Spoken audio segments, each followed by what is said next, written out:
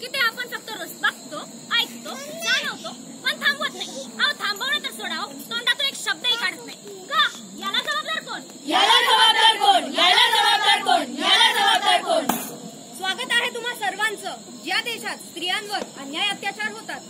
स्वागत आहे तुम्हा सर्वांचं ज्या देशावर पॉलिटिशियन फक्त आणि फक्त आश्वासने देतात, करत काहीच नाही.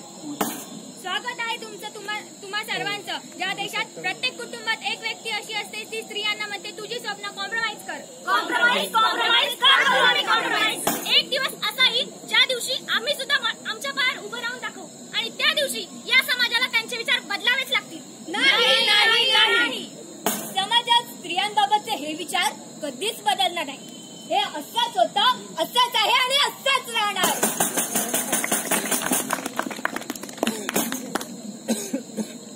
आई काय करते? कपडे धुते रे. मी पण कपडे धुणार. ए हरामखोरा उठ. हो तिकडे बाई आहेस का कपडे धुवायला? रडतो काय बायकांसारखं? पावडर काय लावतो? बाहुलीची काय खेळतो? हो तिकडे. अहो ती अभ्यास करते. ए तू गप ग. तू उठ. ठेव ते पुस्तक बाजूला. आणलात का मला? हे सगळं मलाच का?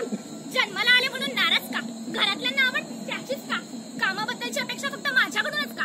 मुलगा मुलगी असमान आहेत, त्यांच्यात भेद आहे, हे सगळं लहानपणापासूनच त्यांच्या मनात बिंबवलं जातं. कळत नकळत या गोष्टींचा मारा त्यांच्यावर घरातूनच होतच. सहजच म्हटलं जातं पावडर लावू नको, भांडी घासायला, कपडे धुवायला. तू काय बाई आहेस? बांगड्या घाल बांगड्या. काय हो बांगड्या घातलेला हात खरंच तुम्ही असते का?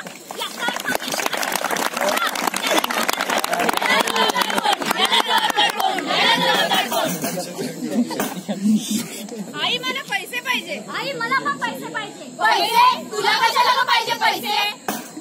बाबा मला मोबाईल पाहिजे. बाबा मला सुद्धा मोबाईल हवाय. मोबाईल? तुला कशाला पाहिजे मोबाईल?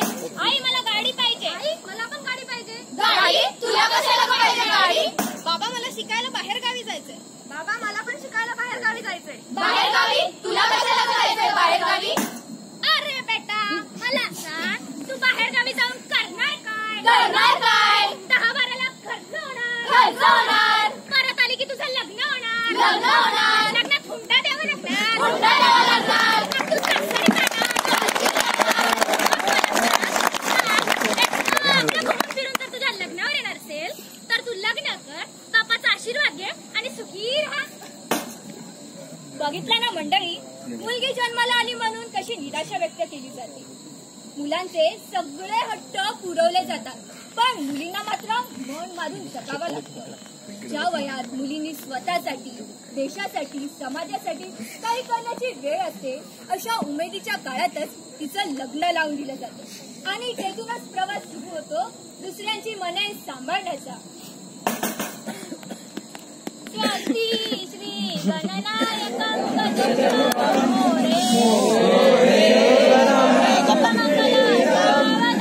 चला मोठ्यांचा आशीर्वाद घ्या.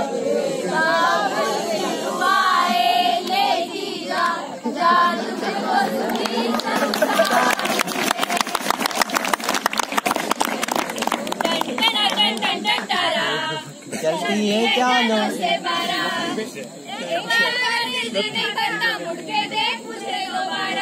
नाही. हे मूर्खा बघतोस काय रे? बघितलंच तर आहे, कुठं गुन्हा केलाय? माझ्या पाठलाग काही करतोस? लाज नाही वाटत? हो मॅडम, पाठलाग तर केलाय, त्यात लाजायचं काय? ए माझी वाट का अडवलीस? ज्याने मन तुझा माझा श्वास अडवलाय. बघितलं ती मुलं कशा प्रकारे बघतात, निहारतात, छेडतात आणि वरून म्हणतात आम्ही कुठला गुन्हा केलाय का? ए मेरी विद्या बालन, तुझे तो कैके छेडेंगे. कौड़ी गाडी इसने तो जला डाला. लाज नाही वाटत? मी तर तुझ्या मुलीच्या वयाची आहे ना. अरे बेटा वयात काय, अभी तो मैं जवान हूँ. हे यांचं गणित, चिकनी चमेली काय, सामान काय, ही यांची मुलींना बोलवण्याची सर्वसामान्य भाषा. त्या खरंच आयटम असतात का? त्या निर्जीव आहेत का? त्याही कुणाच्या आई आहेत, बहीण आहेत, मुली आहेत, तरीही त्यांना अशा प्रकारे संबोधलं जातं. रेल्वे स्टेशन म्हणू नका, बस स्टॉप म्हणू नका, मार्केट म्हणू नका, इव्हन कॉलेजचा कट्टा म्हणू नका. रोज प्रत्येक ठिकाणी रोज मुलींना अशा कमेंट्सला सामोरं जावं लागतं. का? याला जबाबदार कोण? याला जबाबदार कोण?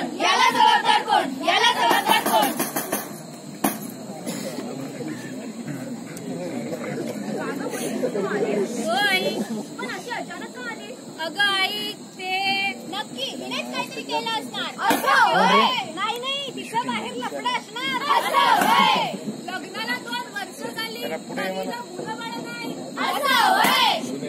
नाही नक्कीच तिला काहीतरी रोग असणार. असं होय. थांबा तुम्ही सगळे. असं काही झालेलं नाही. माझ्या लग्नात हुंडा दिलेला नाही म्हणून आज मला याने घराच्या बाहेर काढले. मला नको नको ती मारहाण केली जाते, घालून पाडून बोललं जातं. अगं आई, काल तर त्यांनी मला जाळून मारण्याचा प्रयत्न केलाय. मला तिथे परत कधीच नाही जायचंय. अगं मुंबईचे मामा काय म्हणतील? अगं पुण्याची आत्या काय म्हणेल, गाव काय म्हणेल? हा समाज काय म्हणेल. नाही ते काही असो, तुला तिकडे जाणंच लागणार. अगं आई, आज तुला माझ्या भावनांपेक्षा या समाजाची काळजी पडलीये. ओरीची रैया, नंदी रैया, अंगना में दिन आ जाए. घुसमट काळजाची आजही माझ्या पदरी, कधी ढिली कधी जाम माझ्या एसनाची दोरी. कधी मोकळा हा श्वास माझं मन जायबंदी. जळत होते वरून अंधारले आतमधी, अंधारले आतमधी.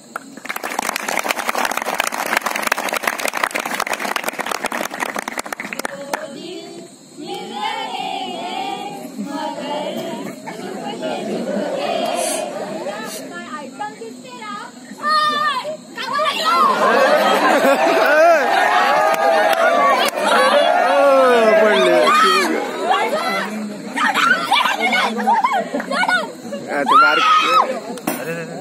रुमाल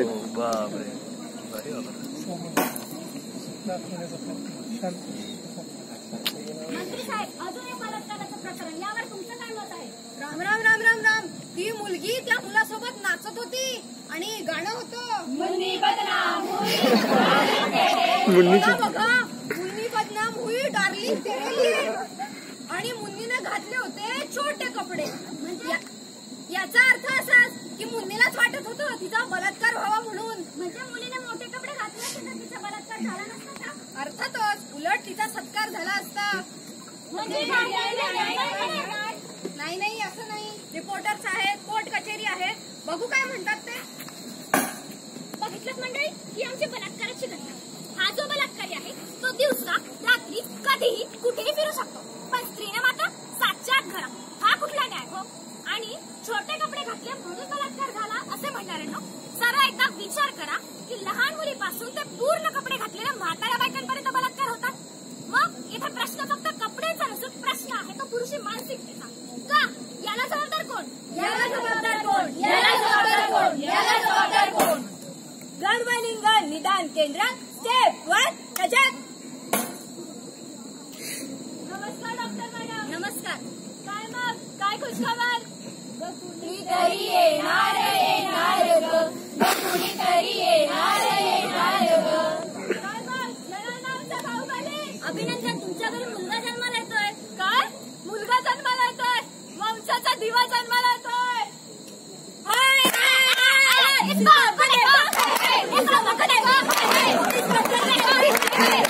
मस्त. जर इथे मुलगी जन्माला आली असती तर गर्भलिंग निदान केंद्र स्टेप 2 कजक. कुणीतरी येणार ग, कुणीतरी येणार ग. काय मग डॉक्टर मॅडम, येणार ना आमचा बाहुबली जन्माला? अहो पण तुमच्या घरी मुलगी जन्माला येते. मुलगी काय? नाही असं नाही होऊ शकत. हो तर दौलत घ्या, शौरत घ्या, ही औरत पण घ्या. बघितलं ना मंडळी, मुलगी जन्माला आली म्हणून निराशा व्यक्त केली जाते. जर येतेच मुलगा जन्माला आला असता तर आनंद महोत्सव साजरा केला जातो. का? कारण तो वंशाचा दिवा. आज ना उद्या तो आपल्याला सांभाळणार. पण मुलगी म्हणजे परक्याचा धन. तिचा आपल्याला काय उपयोग? कितीही जीव लावा, कितीही प्रेम करा, तिचा आपल्याला काय उपयोग? मग तिला जन्म देऊन तरी काय उपयोग? आज आपण 21व्या शतकात राहून सुद्धा अशी परिस्थिती आहे. आपण तिचा जन्म होण्याआधीच तिला मारतो. त्याचे परिणाम माहितीये काय होतील? मुलींची संख्या पूर्णपणे कमी होईल आणि याचे दुष्परिणाम समाजालाच भोगावे लागतील. असे दुष्परिणाम तुम्हाला इथेही बघायला मिळतील.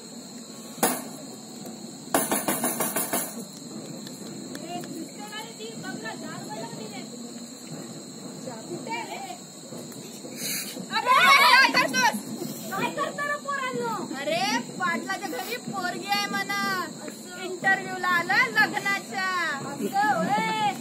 ती नोकरीसाठी नाही आणि आता छोकरीसाठी नाही. काय करणार भावा, आता पोरी राहिल्यात कुठे रे. चला सगळ्यांनी आपापल्या घरी जा, मी माझ्यासाठी मुलगा शोधलाय.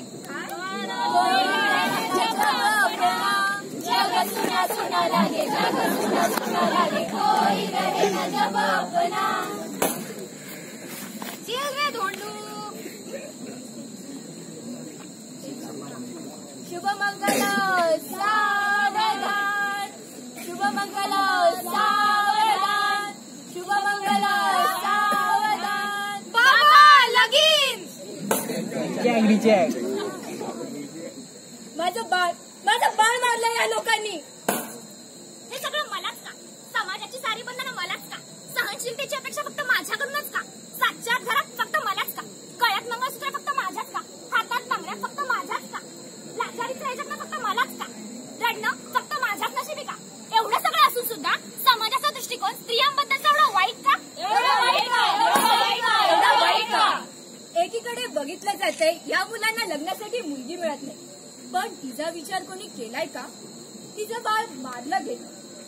गर्भ जर मुलीचा असेल तर तो हिसकावून घेतला जातो, पण स्त्रीला मात्र आई होणं ही किती आनंदाची गोष्ट असते याकडे सगळे दुर्लक्ष करतात. जेव्हा आपल्या समुदायात मातृप्रधान व्यवस्था होती तेव्हा मात्र स्त्री मुक्त होती, पण जेव्हापासून पुरुषी सत्ता आली तेव्हापासून मात्र स्त्रीला गुलाम केले गेले. विश्वपणांना, बालविवाहांना, सतीच्या प्रथांना, अशा अनेक कितीतरी प्रथांना तिला सामोरे जावे लागले. अशा अघोरी प्रथांना ती बळी पडत नाही. पण आता काय? आता तर आपण 21व्या शतकात राहतो ना. आता केलेल्या सर्वेनुसार असं समोर आलंय 18% घटना या बलात्कारावर आधारित असून 44% घटना या घरगुती हिंसाचारावर आधारित आहेत. सहजच पावलोपावली स्त्रियांवर अन्याय अत्याचार होताना दिसतात. याला जबाबदार कोण? जेव्हा असा प्रश्न उभा राहतो इथं या गोष्टीसाठी जबाबदार कोण, तेव्हा इथं बसलेला प्रत्येक व्यक्ती या गोष्टीसाठी तितकाच जबाबदार असतो. स्त्रिया सोडा आता स्त्रियांना गुलाम आणि संपत्ती म्हणण्याची मानसिकता. स्त्रियांनी स्वतः या गुलामगिरीतून बाहेर पडावे. आता मी सर्वांना आवाहन करते की त्यांनी पुढे यावे व स्त्रियांच्या गुलामगिरीच्या बेड्या तोडाव्या. आणि जेव्हा असं खऱ्या अर्थाने होईल तेव्हाच आपला हा भारत देश प्रगतीपथावर असेल आणि स्त्रियांना समाजात मानाचं स्थान असेल. बाबुल प्यारे सजन सकारे सुनो मेरी मैया, बोझ नहीं मैं किसी के सर का, ना मझधार में नैया पतवार बनोगे.